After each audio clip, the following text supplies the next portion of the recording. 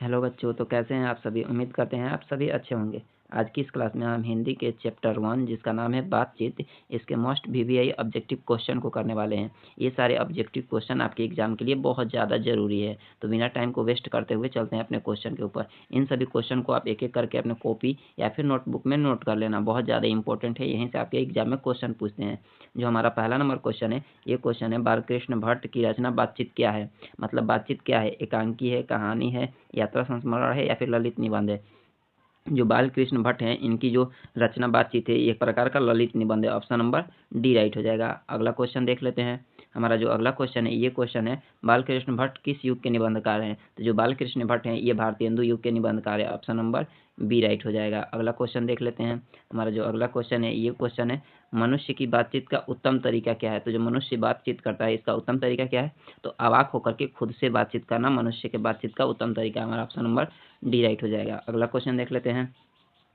अगला क्वेश्चन है संवाद में सबसे महत्वपूर्ण क्या होता है। तो जो संवाद यानी बातचीत होता है इसमें सबसे महत्वपूर्ण क्या होता है, तो संवाद में सबसे महत्वपूर्ण होता है आत्मीयता। संवाद में सबसे महत्वपूर्ण क्या होता है, आत्मीयता। ऑप्शन नंबर सी राइट हो जाएगा। अगला क्वेश्चन देख लेते हैं। अगला क्वेश्चन है बालकृष्ण भट्ट कौन सा मासिक पत्र निकाला था। मतलब बालकृष्ण भट्ट ने कौन सी मासिक पत्र को निकाला था। तो बालकृष्ण भट्ट के द्वारा जो मासिक पत्र निकाला जाता था वो मासिक पत्र था हिंदी प्रदीप। हमारा ऑप्शन नंबर सी राइट हो जाएगा। अगला क्वेश्चन देख लेते हैं। हमारा अगला और 6 नंबर क्वेश्चन है बातचीत किस विद्या की रचना है। तो मतलब बातचीत क्या है, तो बातचीत हमारा एक प्रकार का ललित निबंध है। ऑप्शन नंबर डी राइट हो जाएगा।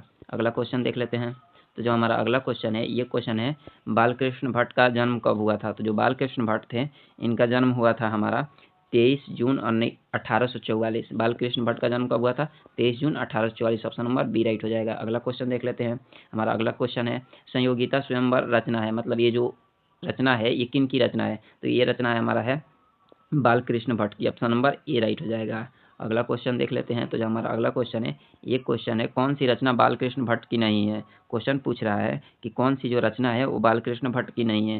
तो ये परीक्षा गुरु जो है ये बालकृष्ण भट्ट की रचना नहीं है। परीक्षा गुरु बालकृष्ण भट्ट की रचना नहीं है। परीक्षा गुरु बालकृष्ण भट्ट की रचना नहीं है। बाकी नूतन ब्रह्मचारी भी बालकृष्ण के द्वारा लिखा गया है। 100 एक सुजान भी लिखा गया है। सद्भाव का अभाव भी लिखा गया है, लेकिन परीक्षा गुरु बालकृष्ण भट्ट द्वारा नहीं लिखा गया। हम अपना अगला क्वेश्चन देख लेते हैं। हमारा 10 नंबर क्वेश्चन है कौन सी रचना बालकृष्ण भट्ट की है। मतलब कौन से ऐसे रचना है जो बालकृष्ण भट्ट ने लिखा है। तो रेल का विकट खेल, रेल का विकट खेल बालकृष्ण भट्ट के द्वारा लिखा गया। हमारा ऑप्शन नंबर ए राइट हो जाएगा। अगला क्वेश्चन देख लेते हैं।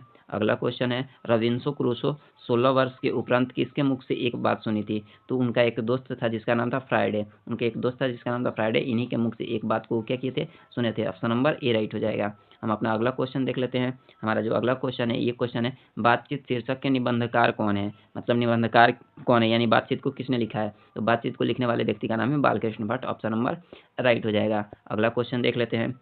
हमारा अगला क्वेश्चन है, ये क्वेश्चन कह रहा है बातचीत के माध्यम से बालकृष्ण भट्ट क्या बताना चाहते हैं। मतलब बातचीत जो चैप्टर लिखा गया है इसके माध्यम से बालकृष्ण भट्ट क्या बताना चाहते हैं। तो ये बताना चाहते हैं बातचीत की शैली। ऑप्शन नंबर ए राइट हो जाएगा। अगला क्वेश्चन देख लेते हैं। अगला क्वेश्चन है कौन सा उपन्यास बालकृष्ण भट्ट द्वारा रचित है। मतलब कौन सा उपन्यास बालकृष्ण भट्ट ने लिखा है। तो मैला अचल ये बालकृष्ण भट्ट द्वारा नहीं लिखा गया है। गोदान भी बालकृष्ण भट्ट नहीं लिखे हैं। अंतराल भी बालकृष्ण भट्ट नहीं लिखे हैं। 100 एक सुजान बालकृष्ण भट्ट के द्वारा लिखा गया। ऑप्शन नंबर सी राइट हो जाएगा। अगला क्वेश्चन देख लेते हैं। हमारा अगला और 50 नंबर क्वेश्चन है नाटक के प्रारंभ में होने वाला मंगल पाठ क्या कहला जाता है। जो नाटक के अंत में जो मंगल पाठ होता है उसे हम लोग उसे कहते हैं नंदी पाठ। नाटक के अंत में जो मतलब मंगल पाठ किया जाता है उसे हम लोग कहते हैं नंदी पाठ। ऑप्शन नंबर बी राइट हो जाएगा। हम अपना अगला क्वेश्चन देखते हैं। अगला क्वेश्चन है रॉबिन्सन क्रूसो को कब तक मनुष्य का मुख देखने को नहीं मिला था। तो रॉबिन्सन जो क्रूसो हैं इनको 16 वर्षों तक किसी के भी मुख से एक भी बात सुनने को नहीं मिला था। ये किसी भी मनुष्य के मुख को नहीं देखे थे। और 16 वर्षों के बाद इनका एक दोस्त थे फ्राइडे, उनके मुख से एक बात को सुने थे। अगला क्वेश्चन देख लेते हैं। अगला और क्वेश्चन है बोलने से ही मनुष्य के रूप का साक्षात्कार होता है। ये किसने कहा था, तो बोलने से मनुष्य के रूप का साक्षात्कार होता है ये कहा गया था बेन जॉनसन के द्वारा। हमारा ऑप्शन नंबर बी राइट हो जाएगा। बोलने से मनुष्य के रूप का साक्षात्कार होता है ये बेन जॉनसन के द्वारा कहा गया था। ऑप्शन नंबर बी राइट हो जाएगा। और एडिसन ने कहा था रियल बातचीत 2 व्यक्तियों में हो सकता है। हम अपना अगला क्वेश्चन देख लेते हैं। अगला क्वेश्चन है असल बातचीत 2 व्यक्तियों में हो सकती है, यह कथन किसका है। तो ये जो कथन है ये कथन है एडिसन का। ऑप्शन नंबर ए राइट हो जाएगा। अगला क्वेश्चन देख लेते हैं। अगला क्वेश्चन है, एडिसन के अनुसार असल बातचीत कितने लोगों में होती है? जो एडिसन थे उनके अनुसार असल बातचीत कितने व्यक्ति में होता है? तो 2 व्यक्ति में ही असल बातचीत हो सकता है। ऑप्शन नंबर ए राइट हो जाता है। तीसरा व्यक्ति आता है तो बातचीत बंद हो जाता है।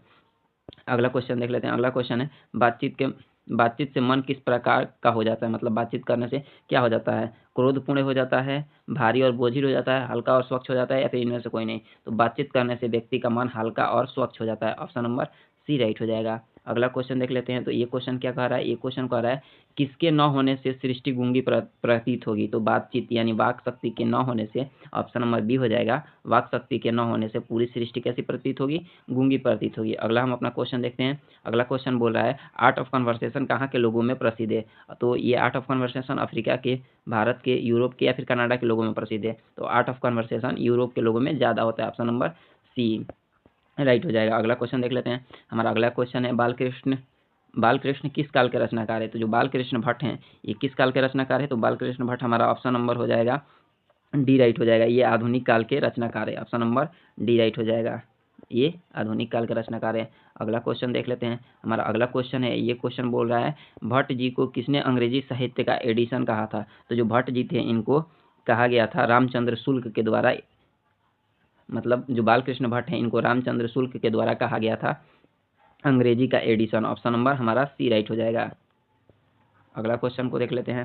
हमारा अगला क्वेश्चन है, ये क्वेश्चन कह रहा है, बालकृष्ण भट्ट का निवास स्थान कहाँ पर है? जो बालकृष्ण भट्ट थे उनका निवास स्थान कहाँ पर है, यानी उनका घर कहाँ, उनका जन्म कहाँ हुआ था? तो उनका जन्म हुआ था इलाहाबाद, उत्तर प्रदेश। ऑप्शन नंबर हमारा बी राइट हो जाएगा। अगला क्वेश्चन को देख लेते हैं।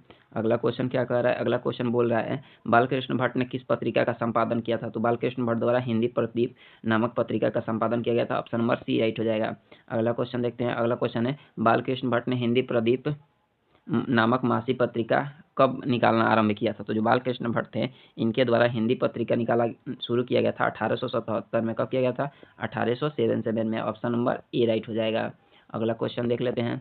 अगला क्वेश्चन क्या बोल रहा है? अगला क्वेश्चन बोल रहा है, कौन सी रचना बालकृष्ण भट्ट द्वारा रचित नहीं है? मतलब पूछ रहा है कौन सा बालकृष्ण भट्ट ने नहीं लिखा है। तो इनमें से जो रचना है बालकृष्ण भट्ट के द्वारा नहीं लिखा गया है, ये मेघदूत बालकृष्ण भट्ट के द्वारा लिखा नहीं गया। बाकी सब, मेघनाथ वध भी लिखा गया है, वेणी संहार भी लिखा गया है और पद्मावती भी बालकृष्ण भट्ट के द्वारा लिखा गया है। हम अपना अगला क्वेश्चन देख लेते हैं और लास्ट नंबर क्वेश्चन देखते हैं। ये क्वेश्चन बोल रहा है, बातचीत शीर्षक के निबंधकार कौन है? यानी बातचीत को किसने लिखा है? तो बातचीत को लिखने वाले व्यक्ति का नाम था चंद्रधर शर्मा गुले ने ही बातचीत को लिखा है, बालकृष्ण भट्ट ने। ऑप्शन नंबर बी राइट हो जाएगा। तो ये रहा हमारा फर्स्ट चैप्टर के सभी मोस्ट VBI ऑब्जेक्टिव क्वेश्चन। ये सभी क्वेश्चन को अपने नोटबुक में क्या कर लेना, नोट कर लेना और सभी क्वेश्चन को याद कर लेना। ये आपके एग्जाम के दृष्टि से बहुत महत्वपूर्ण क्वेश्चन है। यही सारे क्वेश्चन आपके एग्जाम में पूछे जाते हैं। तब तक के लिए मिलते हैं अगले क्लास में। तब तक धन्यवाद।